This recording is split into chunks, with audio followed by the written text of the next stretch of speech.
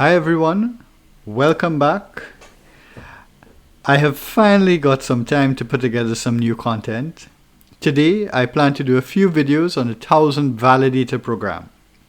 This is the first video and its target audience it's nominators primarily and with a hint of interested candidates. So you get a little, if you're an interested candidate, you get a little time down to the end. The other videos that I plan to do are more technical and they target node operators or persons who are new to the program and you want to understand the dynamics of it. I must let you know on the onset that I am a member of this program and I do nominate my peers, right? So I take my own advice. Okay, so let's get started. There are four major areas that I plan to discuss. The first is the program description. If you haven't heard about it, I plan to inform you. There is the meat of the presentation is really the benefit to nominators. We go to identifying candidates. So if you do think that it can benefit you, how can you identify them? And finally, how to sign up for those interested candidates. All right, so let's kick things off. The 1000 Validator Programme, and it's abbreviated TVP or 1KV, and 1KV is the one that I'll be using. It's common to my speech. It is an initiative by the W3F to promote decentralization. How does it do this? The program utilizes accounts owned by the W3F to nominate independent validators and allow them entry into the active set. So how does this work? So this, if you recall, you're a nominator and you have an account and you nominate a validator, and if that validator gets enough total stake, right, enough nominations, he can go into the active set, produce blocks, earn a reward, a commission, and the like. So the W3F has some huge accounts, and there's one, let's say with 10, above 10 mil. Yes, that's 10 million dot. And if that account nominates 5 validators, the stake gets split between the 5. Now, in your case, I don't think you have 10 mil. Right? With 1,000 dot, 2,000 dot, 500 dot, 40 dot, most of the time your nomination goes to one active validator. But when the number is so large, it gets split. And using this, I wouldn't want to call it maybe a phenomenon, this result or this expected result, you can get persons, or you can get persons into the active set, and so that's a basic concept. This is controlled by an automated, non-biased, open source system. So it's done in a manner that's fair, that gives all the candidates a try or an opportunity to get in, and the candidates are not those big enterprise type candidates, but you would find that they are technically competent and those sort of things. So I will let that lead me into the last point. The validators are required to adhere to rules that promote best practice validator operations. So you have rules, and if you don't adhere to the rules, there's a punishment. The least punishment you can get is that you will be skipped from this nomination until you fix the problem. Right? It goes up that you can get things like faults, you can lose rank, things like that. So we move to that point where so there's some negative mark on your performance record, if you want to put it that way, and then to the top, the worst that can happen, you can be expelled.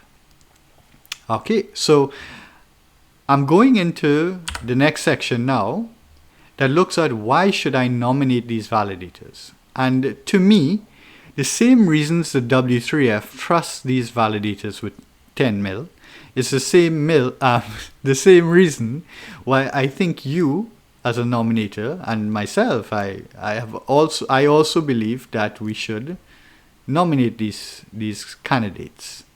So I'm going to take a look at my approach in this slide, as well as the other, is to look at some of the rules, compare the 1kV candidate to candidates that are not 1kV.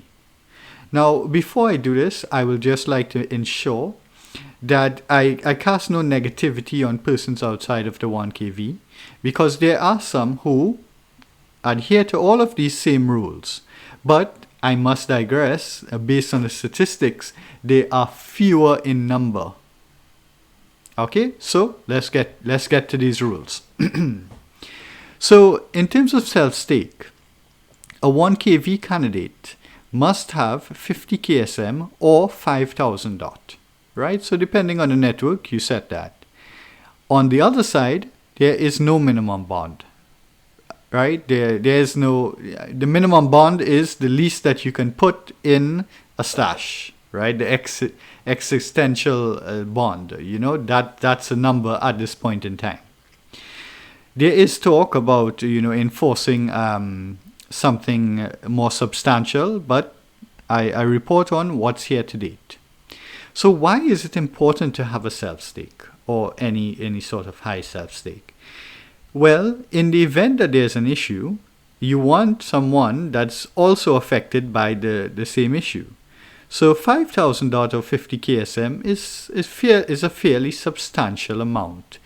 And you want that if there's an incident, a slashing incident, that the validator also, feels it. And if someone has 1 DOT or less than a KSM and there's a slashing event, their concern may be based on their reputation, yes, but generally there's nothing for them to lose. So that's what we call skin in the game, and that's, and it's still, in my opinion, the reason why someone with a high self-stake is someone to nominate. So we move on to commission, and this is a touchy topic. So I'll just get to the points. The 1kV candidate, 0 to 10% on Kusama, 0 to 3% on Polkadot. On the other side, they can go from 0 to 100. There is no rule to protect against that.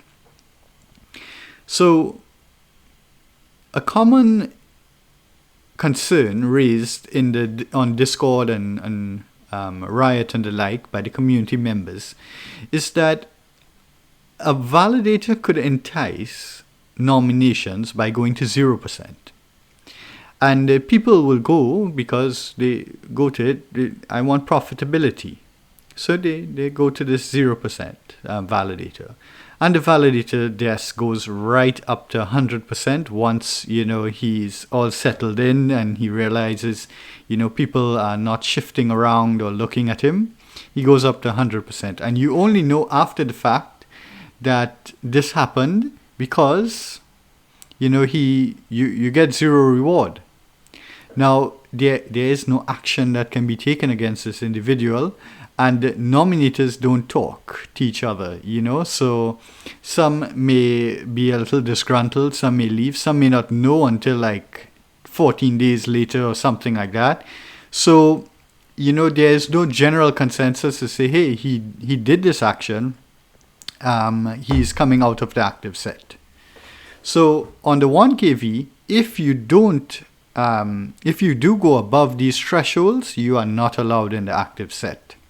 And I didn't mention it before, but if your self-stake drops below any of those thresholds, you'll be removed from the active set. You won't get that opportunity. The bot is going to skip you.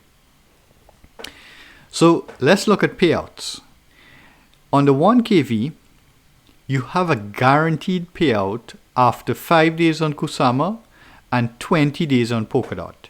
Now, this is a rule that if payouts are not made by this time, the 1kV subsystem, I'm just going to use that term, will issue the payment on your behalf, but you will lose rank, and that affects you. So it's like a permanent. It's on your permanent record, so to speak. If you're on the other side, well, there's no payment guarantees, and I have seen instances in which, and I have no idea why it happened, but 84 errors has passed and a payment was not issued, and the validator lost about 800 to 1,000 dot. So that was never written to the chain or whatever the case may be. That's a fair amount lost. So I'm surprised in many aspects that the validator himself did not issue the payment, and secondly, that the nominators didn't also initiate the payment. So it's something to be aware of, and having a guarantee is always good. Identity. The 1KV candidate must be verified, and the others, they don't need to. So identity is important because sometimes you want to reach out to your validator to ask them, depending on the event. So I'll give two examples. There was one incident in which a nominator sent his KSM, in this case 700 and something KSM, to the validator. So the validator, he contacted the validator, and there was some mediation, if you want to put it that way, on the whole process. But he contacted the validator using the validator's ID, and he was able to get his KSM back. So that was a mistake and a very honest validator. So another thing is that when you verify, you tend to show that you are, honest. So there's different degrees. So known good means that the registrar has met you or vouches that you are, a known good actor in the network. And there's a reasonable judgment, which means that, listen, he verified his email, he verified his Twitter or something like that. So once you see that tick, right, it's actually a white tick, green background, but many call it a green tick. You can be assured that this person has made an attempt to show honesty. Now, imagine if you have an issue and you cannot reach out to your validator, right? So you want to make sure that they have an identity. All right, so let's move on. So we look at some of the, I would say, soft topics, right? We go to offline in a session, and if a validator is offline in a session, they are chilled, right? Regardless of 1KV or other. But if you're in the 1KV, you get a fault, and that's one of those permanent things that's on your record. It's actually a rank, which I discussed earlier. You can earn your rank back, but you can't erase a fault, right? So being offline in a session is not a good thing. It's not necessarily a slashable thing, but I would say it's an amber light, because if more validators are also offline, it could lead to a slash, right? The level 1 slash. So we go to slashing, right? If you are slashed, you are expelled from the 1KV. Bye-bye. If you are not in the 1KV, you can actually continue to validate and hope no one knows that you were slashed, right? And this can happen because there are some validators that have been slashed. You can look at it in Subscan, and they are doing quite well now. So, it can happen, right? But you would want to assure yourself with the 1KV that any member that's there has never been slashed, right? So that's a level of assurance. And I go on to the last point in this looking at the rules topic, version. the 1KV candidate must update within 24 hours. And there are some sub-components to that rule, but 24 hours, you must update. Let's leave it as that. On the other side, there's no requirement. And I have seen on Riot validators popping in and saying that, hey, I'm having a few problems, I was unable to sync, or my block stopped, or something like that. And then when you dig deeper, their version is much less than the most current. And you ask them, yeah, that was fixed, like 2 versions ago. Can you update to the latest? And they do so, and they say, okay, great, everything's running great. So these are things that you as a nominator have no idea what's really going on. And again, I cast no shade. There are some that do very good work, and some I wish I could just, in my own personal journal, put a little red X. Okay, so you did not update the latest version and you were operating an active node. Right, we put you a little X there, right? I wish I could do that. But that's it's a permissionless system, and it's up to you, the nominator, to figure that out. So let's get into profitability, which is, I think most nominators, this is what you care about. So on Polkadot, I took the top 13 today, and 11 of them are members of the 1KV. Now, some of them have tuned their stake to their commission to 0% to get some nominations, and all's fair. They can do that. In this case, I don't think that's the majority of it, but just worth mentioning. And on Kusama, we have a similar type thing. 9 out of the 13 are members of the 1KV.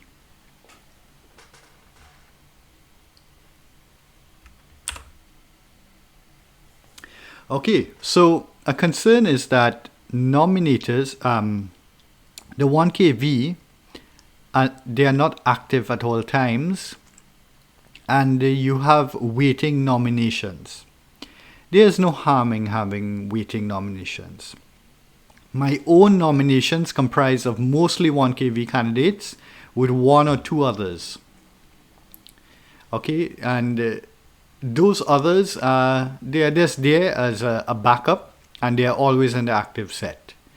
So you can see I have 1 active nomination, I have 3 inactive, which means they made it to the active set, but I'm not nominating them. And I have 12 waiting. There is no harm in doing that. It doesn't affect your rewards, right? And you do help out these waiting nominators to eventually become into the active set themselves and be more regular. Okay, so how do we identify a candidate? So there's some surefire ways, like if you visit the 1KV leaderboard, and I will put a link to that in the area below, the description below. You can use some unofficial websites to try to find them. Now the problem is with these unofficial websites is that they use the validator's telemetry name, that's like the node name, the computer name if you want to put it that way, but not the stash name that you would want to use in searching for the validator. Okay, so there's a non-deterministic way, like it's not a surefire way, but you could use a judgment and look at self-stake on Kusama, anything over 50, and on Polkadot, anything over 5,000, and look at their commission. Is it between 0 and 3% on Polkadot, or is it between 0 and 10% on Kusama? And that's a fair idea if they're 1KV candidate or not.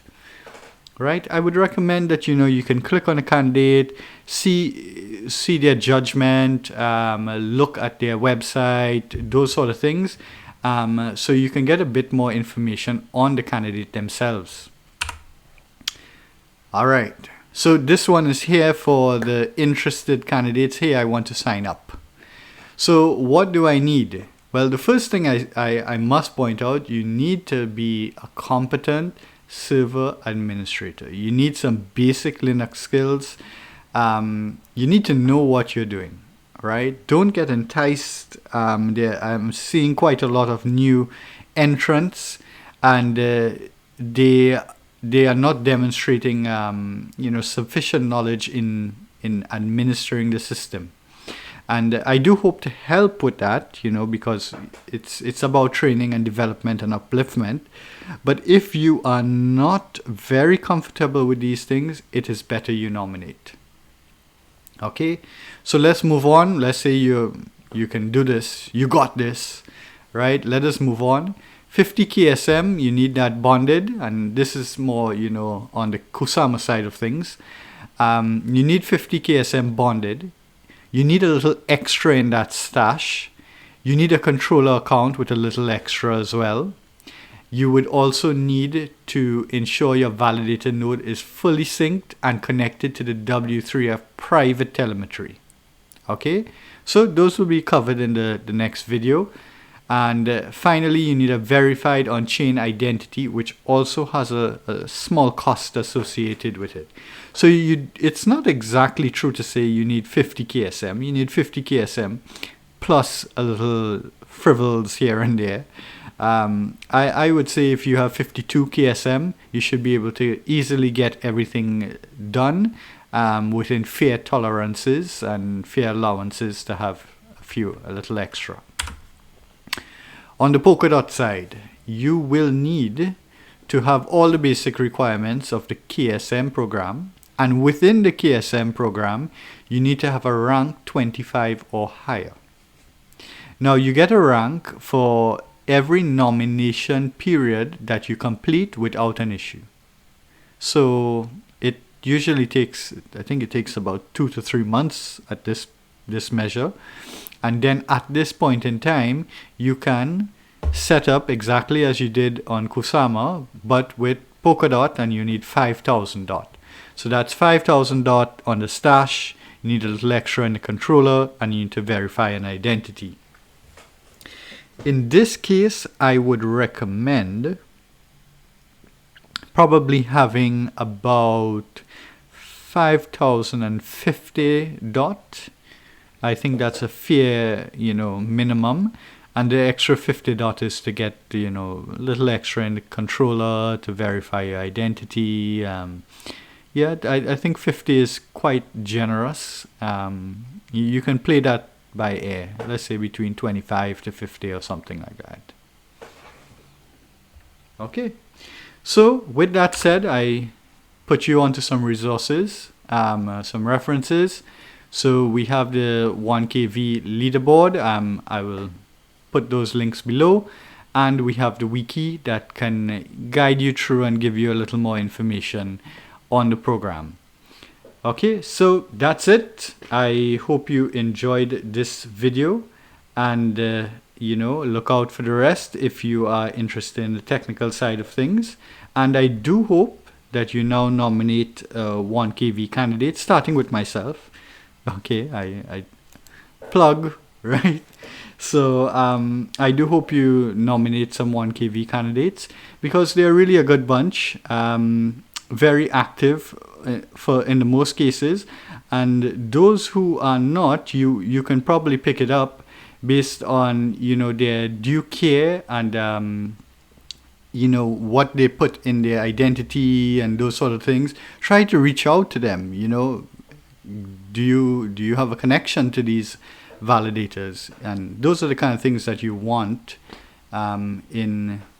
with a validation system. You're reaching out to someone, you must trust them, right?